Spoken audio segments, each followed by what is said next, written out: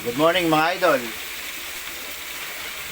Menu for today po natin is tinola.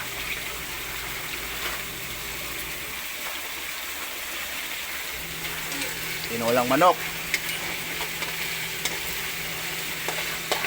Yan, medyo kukunin muna po natin ng konti yung manok bago tayo maglagay ng sayote at dahon sili. Yan.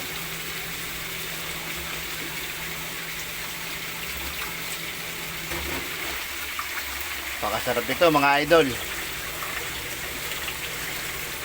Luto po ni idol yan. Yan.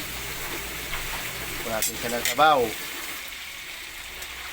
Yan.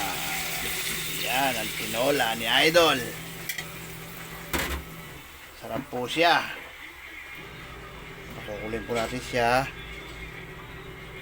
Bago natin ilagay ang dahon sili. Tsaka mga sikreto, mga pampalasa ni idol.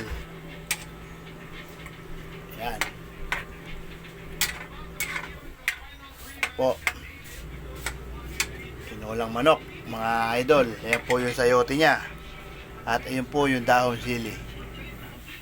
Mamaya po, sabay-sabay po tayong kumain. At maraming salamat po sa pagsubaybay sa mga videos ko. At mabuhay po tayong lahat.